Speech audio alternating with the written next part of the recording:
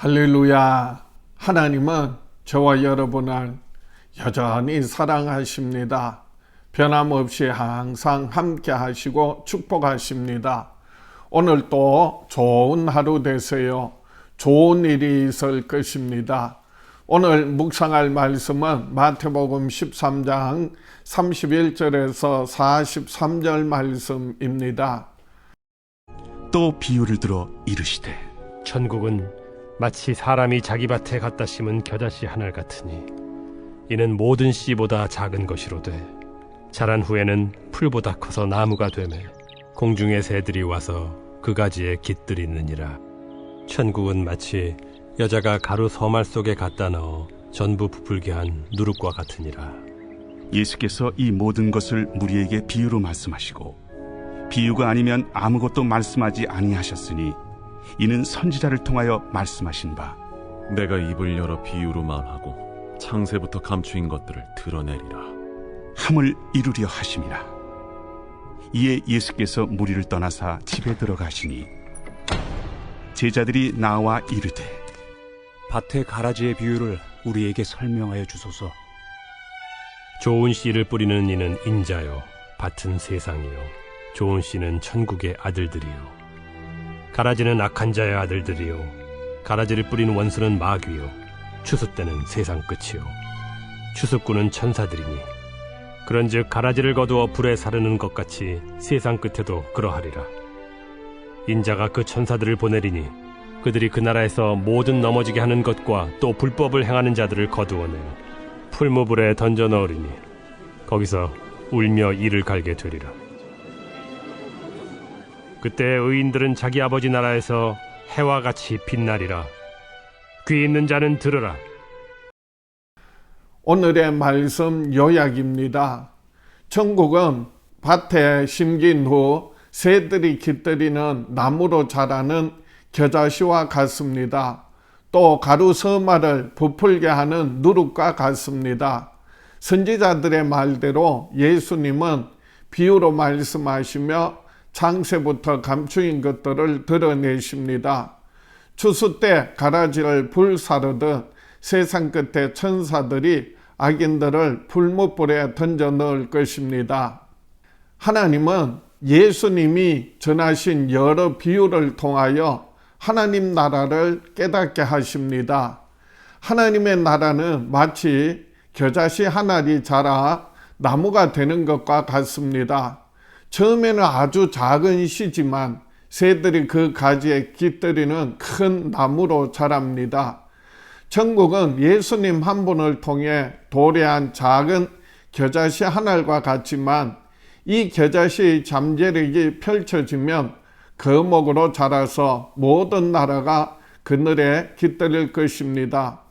또 하나님의 나라는 빵 반죽에 누룩을 넣는 것과 같습니다. 누룩은 비록 하찮은 재료처럼 보이지만 덩어리 전체에 스며듭니다. 예수님과 제자들은 유대인들이 보기에 하찮게 보이지만 세상에 스며들어 세상을 변화시키는 존재가 됩니다. 누룩이 빵 전체에 작용하는 것과 마찬가지로 천국의 메시지도 온 세상에 퍼져나갈 것입니다. 적은 양의 누룩이 가루 서말을 부풀리듯이 보잘것없이 시작된 복음이 세상에 스며들어가 많은 사람을 악한 욕망의 사슬에서 해방시키는 변화의 요인이 될 것입니다. 겨자씨를 심거나 반죽에 누룩을 넣는 것은 천국 복음을 전하는 것으로 볼 수 있습니다. 처음에는 미미하지만 놀랍게 성장함을 의미합니다. 하나님 나라의 확장은 하나님이 하시는 일이기에 분명한 결과가 있습니다.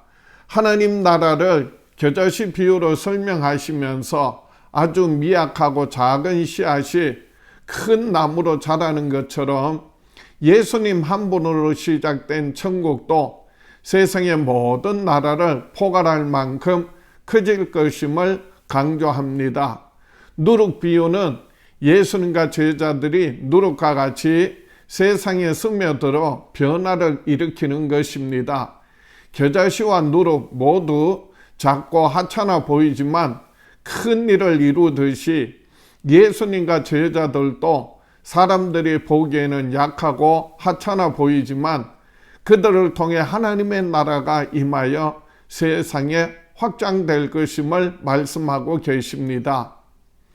하나님은 심판의 때에 가라지는 모아 불사르지만 알곡은 곳간에 들이십니다.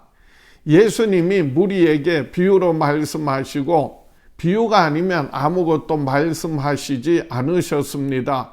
그 이유는 선지자들을 통하여 말씀하신 바 내가 입을 열어 비유로 말하고 창세부터 감추인 것들을 드러내리라는 예언을 이루기 위한 것입니다.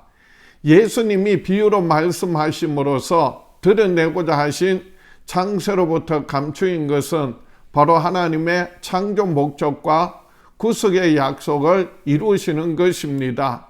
예수님이 무리를 떠나 집에 들어가시자 제자들이 예수님께 가라지 비유를 설명해 달라고 요청합니다. 예수님은 제자들에게 따로 가라지 비유를 해석해 주시면서 예수님을 통해 하나님 나라가 임했으나 최후의 심판날이 오기까지는 천국에 속한 자들과 마귀에게 속한 자들이 공존할 것을 말씀하십니다. 하나님이 공존을 허락하신 것은 천국에 속한 자들을 보호하시기 위한 것입니다.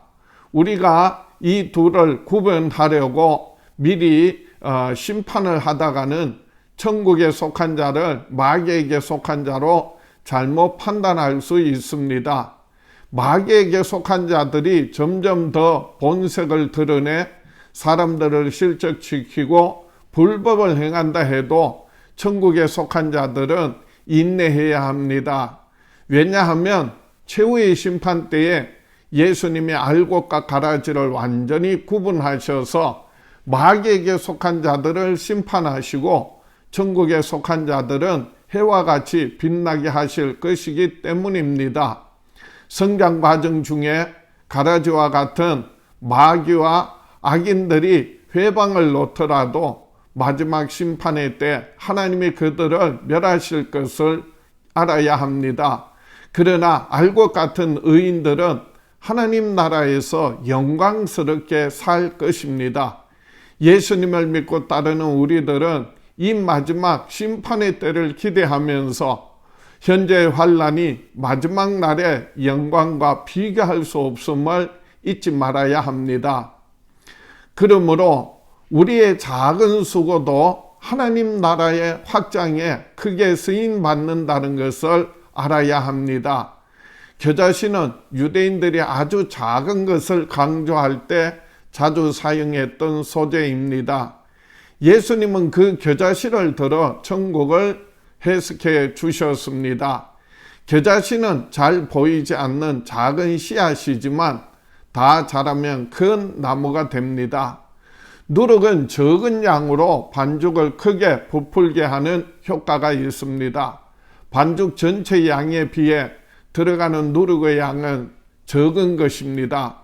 그러나 반죽에 미치는 영향은 반죽을 처음 크기와는 비교할 수 없을 만큼 엄청나게 부풀려 놓습니다. 겨자씨 한 알과 한 줌 누룩처럼 시작한 천국은 지금 또 계속 확장되고 있습니다. 우리는 믿음의 눈으로 그것을 볼 수 있어야 합니다. 또한 우리의 작은 수고도 천국을 위해 귀하게 쓰임받고 있음을 기억하고 오늘도 작은 일에 충성을 다하는 저와 여러분 되시기를 축복합니다. 결단하겠습니다. 나는 평생에 작은 일에도 충성하여 하나님께 귀하게 쓰임받으며 살아가리라. 기도드리겠습니다. 하나님 아버지, 우리의 믿음이 참으로 작고 보잘것없지만은 겨자씨 한 알과 같이 크게 자라서 하나님의 나라와 하나님의 뜻을 이루어 드릴 수 있도록 축복하여 주시옵소서. 보잘것없는 누룩이 빵을 부풀게 하는 것과 같이 참으로 하나님의 뜻을 가지고 세상을 변화시키며 살아갈 수 있도록 축복하여 주시옵소서. 오늘도 사랑하는 자녀들의 삶의 현장 가운데서 하나님의 크고 놀라운 뜻과 계획들이 이루어질 수 있도록 축복하시고 우리의 지극히 작은 수고도 하나님 나라에게 귀하게 쓰임받을 수 있음을 경험하게 하여 주시옵소서. 예수님 이름으로 기도하옵나이다.